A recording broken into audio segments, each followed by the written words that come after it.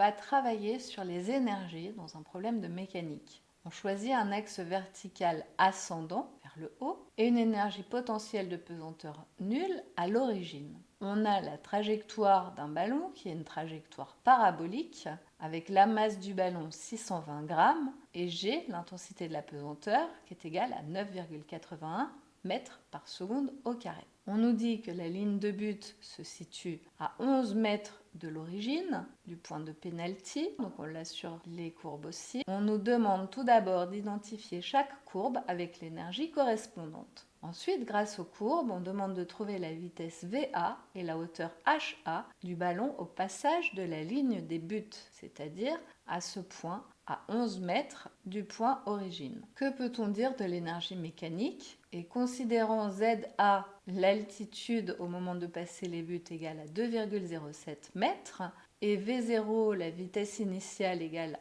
à 11,5 mètres par seconde, on nous demande de retrouver VA. Tout d'abord, on rappelle que l'énergie potentielle de pesanteur est proportionnelle à Z, l'altitude, puisque EPP, l'énergie potentielle de pesanteur, est égale à mgz.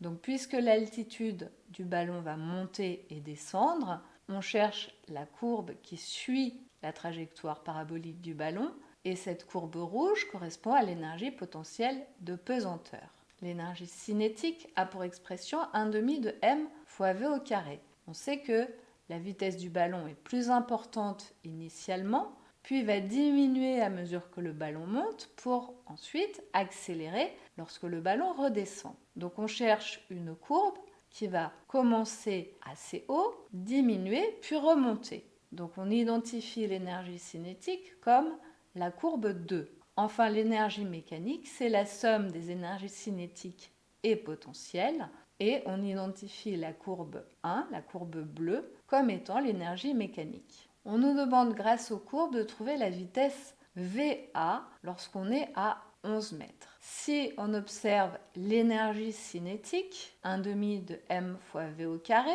ce sera 1/2 de m fois VA au carré, à 11 mètres. Donc on peut faire une lecture graphique pour avoir la valeur de l'énergie cinétique en ce point. L'énergie potentielle, c'est m fois g fois za au point A qui se trouve à x égale 11 mètres. Donc on peut faire une lecture de l'énergie potentielle de pesanteur sur la courbe.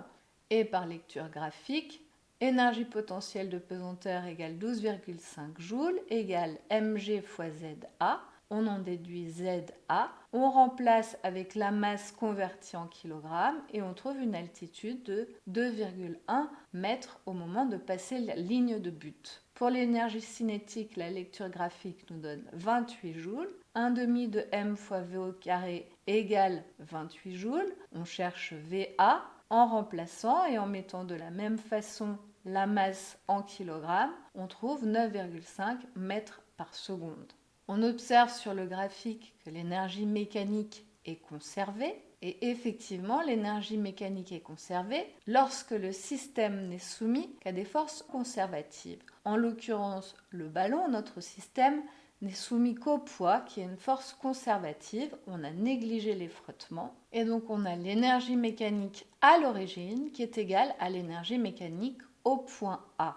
On l'écrit 1/2 de mv0 au carré plus mg fois 0, puisque le point origine est pris comme origine des énergies potentielles, donc l'énergie potentielle à l'origine est nulle, est égale à 1/2 de mva carré, l'énergie cinétique au point A, plus mgza, l'énergie potentielle au point A. On nous a donné ZA, on cherche VA, on va donc faire passer mgza de l'autre côté. On trouve 1/2 de mv0 carré moins mgza est égal à 1/2 de mva carré. Les m s'annulent et on trouve v0 carré moins 2gza égale va carré. En passant à la racine, va égale racine carrée de v0 carré moins 2gza. On fait l'application numérique et on trouve 9,6 mètres par seconde, le résultat précédent.